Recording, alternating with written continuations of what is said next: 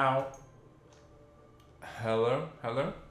It's Nathan here at Frostfart, and today we are going to be talking about ADC Hunter builds. So I've outlined 4 in particular. If you wanted the numbers, I don't recommend this video. I'm just going to put that out there. I'm just going to talk you through it, quite simply, just so you get a general idea. It's going to be a short video, so let's get into it. Okay, picture's blank here just because, man, I want the gold skin. It looks pretty cool. Those are my masteries on those ones at the moment. Those are my overall masteries since my last video. Right, let's get back. So, just blanky, god builder, here we go. Right, do not take this as the order that I buy them in, and obviously these items aren't defensive. I've just laid it out like this for the video. So this is normally my starter part, there. Anyway, let's talk about the builds. So, there will be slight variation that you may want to change up to appeal to different strengths of the different gods. So, one, you may want to take something first, like Tabai, I don't know. That's up to you to decide. You may want to take some actives. I'm not talking about how you should build it through the match. I'm talking about the whole build when it's finished. So here we go. On all of the builds, just to get this out of the way, they all start with Devourer's Gauntlet first and Warrior Tabai. I'd also recommend getting a Bluestone Pendant. You can go with Death's Toll if you want, but your sustain's going to be auto attack dependent things to hit, whereas Bluestone's pretty great right now. I'd probably recommend taking Bluestone, Spike Gauntlet, and then one of these here. Or if you're playing it a bit riskier, just go straight up for the... I'm not going to be able to show you on that one. Straight up for the glove after that. I can't remember, it's called the orange glove. Just go for that. In fact, if we type in... No, it's not going to come up because it's on that page already. Oh well. So yeah, go for Devourer's Gauntlet first, Warrior Tabai second. Whether you want to build straight into that as far as you can and just have 35 gold, that's up to you. So those are the 2 you want to build. Next, you want to get Quincy's. Oh, sorry, totally forgot. Right, okay, so these are the 4 builds that we got here. We've got the Unicorn build that's pretty popular right now. This is great for sustain and just constant output of damage. It's all about penetration, essentially. Yeah, that sounds excellent, I know. But anyway, so yeah, you also have 2 lifesteal items here. You have Devs and Asi, which obviously can function as almost 3 in total, because when you get that passive, you're getting a lot of lifesteal. It's like having 3 items. It's pretty excellent. So you've got that there. Then there is that's the Unicorn build right there, if you just want to go use them. This here is your, what's it called? Executioner Coin Titan Spain. Not Zappa. Yeah, that's ZAPACORN. Yeah, ZAPACORN right there. And then we've got Pegasus. That's another Cret build. Both Unicorn and Pegasus originate from Cret. So if you want to check them out, do so. And then finally, like your classic crit build at the bottom there. So on this, essentially, what you're going for is, mainly your objective is going to be, you're going to be taking out towers, and you are going to be, well, actually wrecking towers. Let's get rid of that FPS counter, that's going to annoy me. And you're going to be just doing consistent high amounts of power damage. So, if you want to see the numbers for it, let's build it in. If we throw, oh my god, those on there, those are the stats that you're going to be getting. If you just look there, that's your general stats. So as you can see, 0% crit chance, no crit chance whatsoever. But you got this 170 power. This is obviously, don't look at the basic damage or necessarily the attack speed, because it's going to be different, depending on what character you're playing. And then, you've got defensive that's not important really. Cooldown could be quite important, and movement's quite nice, but obviously all these are just going to have the boots level of movement. So if we then, oh my god, that register is really bad, isn't it? So we're going to unbuild this now. But that's a pretty great build throughout the game. It's pretty damn cheap as well. It's quite a cheap build overall, as opposed to, say, this one here. Pegasus is a really expensive build. So if you want to see the stats for ZAPACORN, there you go.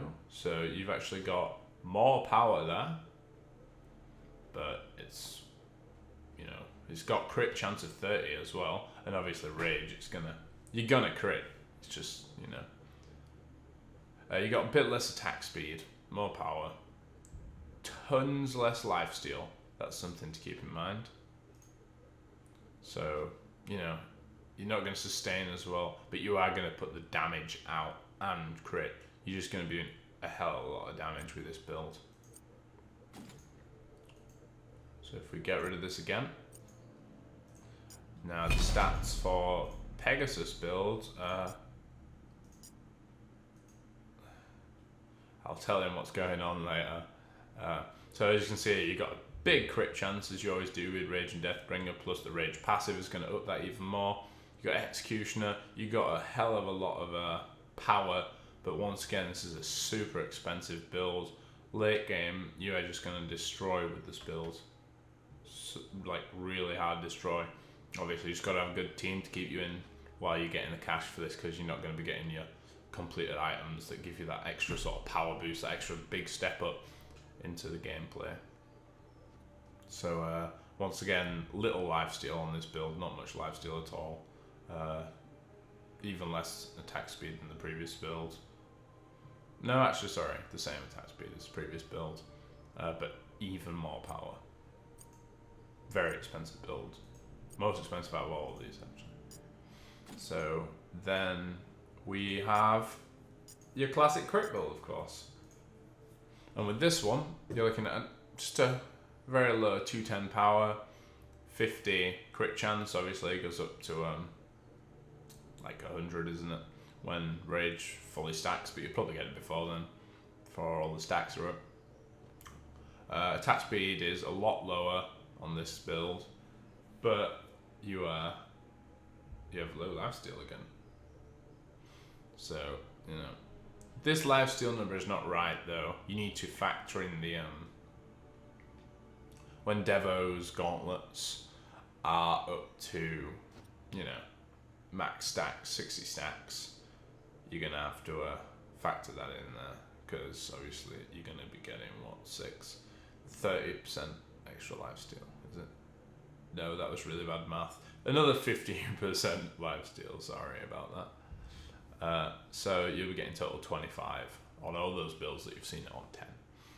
My current favorite build at the moment actually is kind of a variation that's probably statistically wrong, but I'm a fan of the attack speed, and I like a bit of crit in there as well. So I'll show you what I sometimes build. I think I've got it set up on Ulla. No, I've definitely got it set up on Rama. No, this is how I'm doing it. This is totally, probably off the record, you know, wrong completely. Stop watching now if you aren't bothered, but once again, Devo's Gauntlet, but throwing out the Ninja Tabai for the extra attack speed. Then Executioner, because, you know, some pen's nice. Assy. Yes, I just love the item. It's super cheap, and, you know, it gives you pen, a lot of attack speed, and potentially a hell of a lot of physical lifesteal. Then you've got Rage there, which is obviously giving the crit, then Deathbringer. Then, so obviously you've got, you know, that would be it. All your items there. But Assy, swap that out for Uchaval, swap it out for Quinn Size, swap it out for Titan Spin, you know. You just, depending on what you need, you swap that out. I'll show you the stats. This is not a good build, probably. I've not done the math for it, but I enjoy it. I enjoy the high attack speed and you know, bonus it gives. That 1.9 there plus Ulla's ultimate, you get some crazy attack speeds there, which procs these crits so often. The only problem being your low physical power, but it doesn't have that much of an effect on your basic attack damage, so you know it's not too bad. Right, so if we let's leave those stats on actually. So yeah, if you built it with each of our there you go. And obviously you just get a different passive with that. It's not showing me the passive, which is kind of annoying. Oh well. There's with kin size, shin size, is it? And obviously you get different amounts of pen. You got to build on this game depending on how they build, essentially. So let's just save that and then exit out. Yeah, so I hope you found that informative, and if you have, you know, let me know. Drop a comment, that'd be excellent, and hopefully, in fact, I'll leave those on screen for you, just so you